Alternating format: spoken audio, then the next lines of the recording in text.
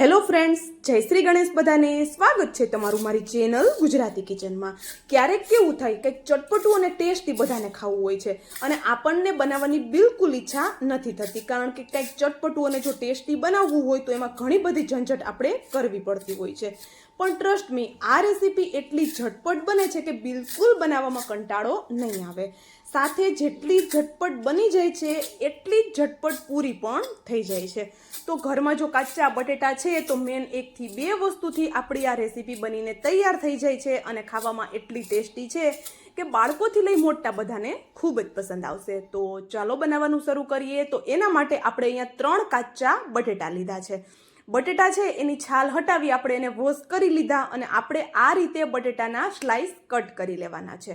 તો જો બટેટા છે એને આ રીતે આપણે પાતળા પાતળા કટ કરી અને બાફવાના છે, કારણ કે ઇન્સ્ટન્ટ જ્યારે પણ આપણે કંઈક બનાવવું હોય ત્યારે નોર્મલી આપણી પાસે બાફેલા બટેટા ન પડ્યા હોય તો આ રીતે બાફશું તો બાકીની થોડી તૈયારી કરી લેશું, ત્યાં સુધીમાં આપણા બટેટા બફાઈ અને રેડી થઈ જવાના છે. તો અહીંયા આપણે શું કર્યું, એક કડાઈમાં પાણી ગરમ થવા માટે રાખી દીધું હતું.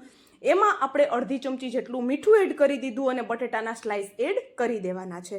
હવે આ બટેટાના સ્લાઇસને આપણે 50% જેટલા કૂક થવા દેવાના છે. તો ઉપરથી આપણે એને કવર કરી દઈએ અને 50% જેટલા કૂક થઈ જાય એટલે આપણે એમાં એને ખોલી અને આપણે એમાં હલકા એવા સ્વીટ કોર્ન એડ કરી દઈએ. એટલે કે 2 ચમચી જેટલા આપણે સ્વીટ કોર્ન એડ કરેલા છે, મકાઈના દાણા, અને સાથે 2 થી 3 ચમચી જેટલા મેં અહીંયા વટાણા એડ કરેલા છે. બંને વસ્તુ મેં ફ્રોઝન જ લીધેલી છે.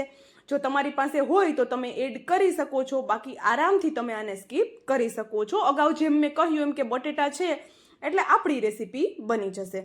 હવે અહીંયા બધી વસ્તુને એકદમ પ્રોપર આપણે કૂક થઈ જાય ત્યાં સુધી થવા દીધી અને હવે આપણે આ રીતે એનું પાણી નિતારી અને એક વાસણમાં આપણે એને લઈ લેવાનું છે. તો અહીંયા આપણે ગરમ ગરમમાં જ આ બટેટા, વટાણા અને જે સ્વીટ કોર્ન છે, મકાઈના દાણા, એને આપણે સરસ એવા મેશ કરી લેવાના છે. તો કોઈ મોટી ગાંઠો ગોઠલી ના રહી જાય એ રીતે આપણે એને સરસ એવું મેશ કરશું. અને ગરમ ગરમમાં મેશ કરશું એટલે ઇઝીલી મેશ પણ થઈ જશે અને સાથે ચીકણું પણ નહીં થાય. તો અહીંયા જોઈ શકો છો આપણે એને સરસ એવું મેશ કરી અને રેડી કરી લીધું છે. તો હવે આપણે એમાં બાકીના થોડા શાકભાજી એડ કરશું. તો એમાં મેં અહીંયા બારીક કટ કરેલા લીલા તીખા મરચાં લીધા, એક નાની સાઇઝની ડુંગળી છે એને આવી રીતે સ્લાઇસમાં કટ કરીને લીધેલી છે, અને એક મીડિયમ સાઇઝના ગાજરને આપણે ખમણીથી ખમણીને લીધેલું છે. તો આ ડુંગળી ન ખાતા હોય તો તમે સ્કીપ કરી શકો છો. ગાજર જો ઘરમાં અવેલેબલ ન હોય તો પણ આરામથી સ્કીપ કરી શકો છો. ખાલી બટેટાથી પણ આ રેસીપી એટલી જ ટેસ્ટી બનવાની છે. પણ નોર્મલી બાળકો શાકભાજી ખાતા નથી હોતા, પણ આ રીતે આપણે એને ખવડાવી શકીએ છીએ. હવે અહીંયા આપણે અડધો કપ જેટલા ચોખાના પૌવા લીધા છે. પૌવા છે એને સરસ એવા સાફ કરી અને આપણે એને 1 થી 2 પાણીથી સરસ એવા ઘસી અને ધોઈ લઈએ. હવે પૌવામાં રહેલું બધું પાણી છે આપણે એકદમ સરસ એવું નિતારી લેવાનું છે. તો આ રીતે કોઈ કાણાવાળા વાસણમાં આપણે એને ધોવાના છે, જેથી કરીને આરામથી એનું બધું પાણી છે એ નીતરી જાય. તો જો અહીંયા સરસ એવું પાણી નિતારી અને પૌવાને પણ આપણે બધી વસ્તુ સાથે જ એડ કરી દેવાના છે. એક તો આ નાસ્તો છે ઘરમાં રહેલી વસ્તુથી બની જાય છે અને સાથે સમોસા કચોરીને ટક્કર મારે ને એટલો ટેસ્ટી બને છે. કોઈ ભરવાની કે વણવાની કે ઝંઝટ કરવાની જ નથી. હવે અહીંયા આપણે એમાં ઘરના રેગ્યુલર મસાલા એડ કરીએ, જેમ કે સ્વાદ પ્રમાણે મીઠું, હલકો એવો મેં અહીંયા લાલ મરચું પાવડર એડ કરી દીધો, અડધી ચમચી જેટલો હળદર પાવડર, અડધી ચમચી જેટલો અહીંયા ધાણા જીરું પાવડર એડ કરી દીધો, અને અડધી ચમચીથી થોડો ઉપર હું અહીંયા કિચન કિંગ મસાલો એડ કરું છું. તમારા ઘરમાં જો બાળકો હોય અને તમારે મેગી મસાલો એડ કરવો હોય તો પણ તમે એડ કરી શકો છો. હવે ફ્રેશ વાટેલા મરીનો પાવડર એક નાની ચમચી જેટલો એડ કરી દેવાનો છે. એનો ટેસ્ટ આમાં ખૂબ જ સરસ આવે છે. પણ જો અહીંયા લીલા મરચાં પણ એડ કરેલા છે, લાલ મરચું પાવડર પણ એડ કરેલો છે અને સાથે મરીનો પાવડર પણ એડ કરીએ છીએ એટલે વધારે સ્પાઇસી ન થઈ જાય એ વાતનું પણ આપણે ખાસ ધ્યાન રાખશું. હવે હાથને આપણે સરસ એવા વોશ કરી અને આ રીતે બધી વસ્તુને એકદમ સરસ એવી હાથની મદદથી આપણે મિક્સ કરવાની છે. હલકું એવું આપણે એને મસળશું જેથી કરીને એમાં હલકી એવી બાઇન્ડિંગ આવી જાય.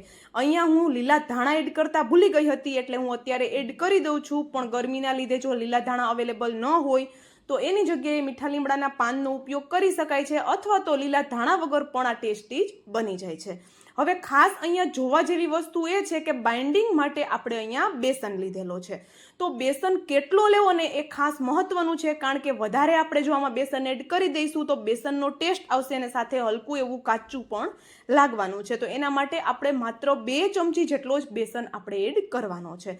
અહીંયા 3 મીડિયમ સાઇઝના કાચા બટેટા આપણે લીધેલા હતા, મતલબ કે કાચા બટેટાને બાફીને લીધેલા હતા. તો એની સામે 2 ચમચી જેટલો આપણે બેસન એડ કરવાનો છે. બાય ચાન્સ તમારા બટેટા છે એ વધારે સ્ટાર્ચવાળા છે, એકદમ આ મસાલો છે આપણે જે બનાવ્યો લોટ એ ચીકણો બન્યો છે, બિલકુલ હેન્ડલ નથી થાય એમ, તો ચણાનો લોટ આપણે બિલકુલ 2 ચમચીથી વધારે એડ નહીં કરીએ. આપણે આમાં ચોખાનો લોટ એડ કરી દેવાનો છે. કોઈ જાતનો પ્રોબ્લેમ નથી આવવાનો અને એકદમ ક્રિસ્પી કુરકુરો આપણો નાસ્તો બનીને તૈયાર થશે.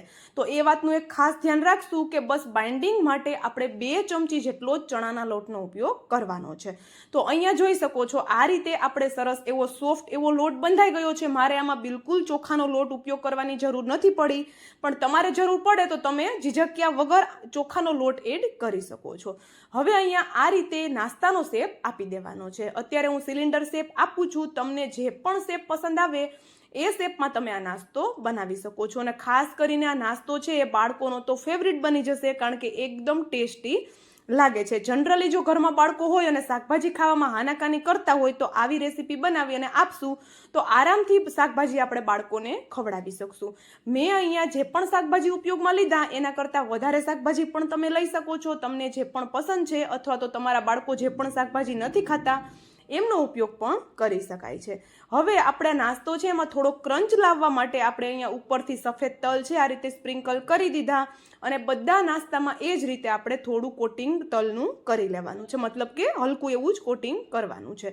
હવે અહીંયા તળવા માટે સાઈડમાં મેં પહેલેથી તેલ ગરમ થવા માટે રાખી દીધું હતું. તેલ છે એકદમ ઉકળતું ગરમ હોય ને ત્યારે જ આપણે આમાં આપણો નાસ્તો છે એડ કરવાનો છે. જો ખાસ ધ્યાન રાખજો અહીંયા, કારણ કે બાફેલા બટેટા એડ કર્યા છે અને સાથે એમાં બાઇન્ડિંગ ખૂબ ઓછું છે.